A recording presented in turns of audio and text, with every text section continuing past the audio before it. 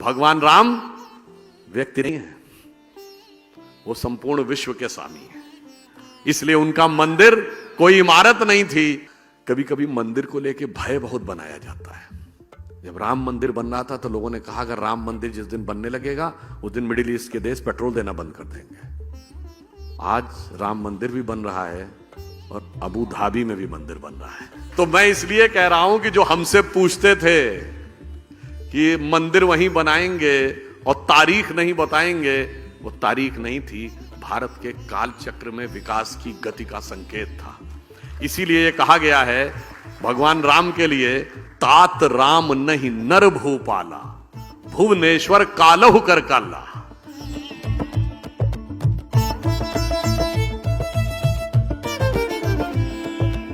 कि इसमें अंधविश्वास है, कुछ भी है, तो मैं उसके बावजूद कहता हूं 9 नवंबर 1989 जिस दिन शिलान्यास हुआ उस दिन देवोत्थानी एकादशी थी। फर्स्ट कार सेवा जिस दिन गोलियां चलाने की बात हुई 30 अक्टूबर 1990 देवोत्थानी एकादशी थी। और 9 नवंबर 2019 जिस दिन कोर्ट का जजमेंट आया 8 और 9 नवंबर को देवोत्थानी एकादशी थी। अब मानिए तो संयोग और मानिए तो दैव योग। देवता उठे थे तो देवता भारत को दैवी स्थान तक ले जाने के लिए उठे थे।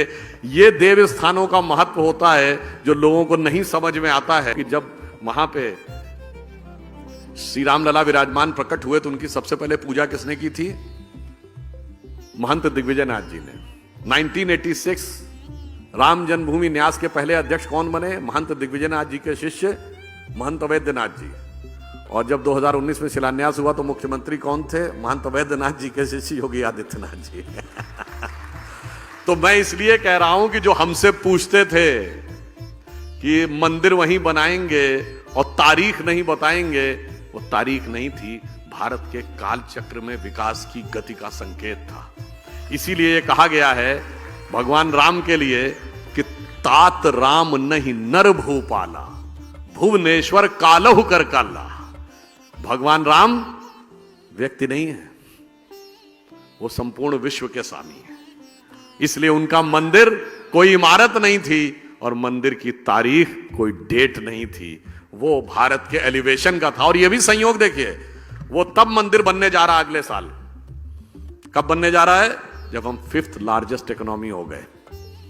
और 5th लार्जेस्ट इकोनॉमी किसको हटा के हुए? ब्रिटेन को हटा के, जिसने हम पे हुकूमत की। आप काल चक्र की गति देखिए ना।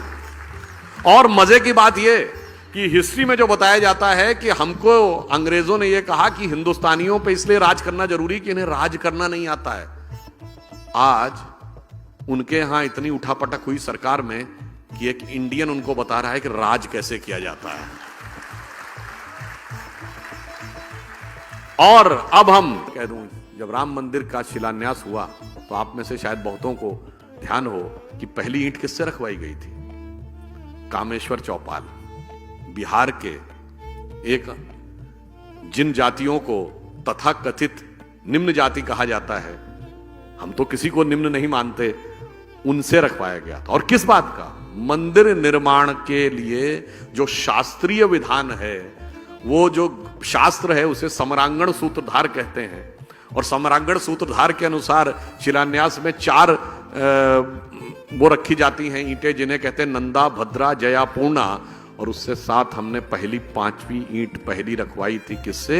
जिसे आज आप कहते हैं सो कॉल्ड लोअर कास्ट। तो दैट मीन्स कि वो पूरा किस ढंग से संयोग था। और यह भी एक संयोग मानिए कि भगवान राम के जमाने में क्या हुआ था? भगवान राम का सीधे राज्याभिषेक हो गया था क्या? नहीं, पहले वनवास हुआ था, फिर माता शबरी का सम्मान हुआ, फिर निषाद राज का राज्याभिषेक, फिर सुग्रीव का राज्याभिषेक, फिर राम का राज्याभिषेक। और आज संयोग देखिए कि जब राम मंदिर बन के तैयार हो रहा है, उससे पहले हमारे राष्ट्रपति श्री रामनाथ कोविंद थे और अब राष्ट्रपति श्रीमती द्रौपदी मुर्मू हैं, जो शेड्यूल्ड ट्राइब से भारत की पहली महिला है। तो मतलब आप समझ लीजिए, जो राम के काल में हुआ वही राम मंदिर के काल में हो रहा। तो अब सबको समझ जाना चाहिए कि मंदिरों का महत्व और मंदिरों की गति और राष्ट्र के साथ उनका तदात्म्य का संबंध, कभी कभी मंदिर को लेकर भय बहुत बनाया जाता है।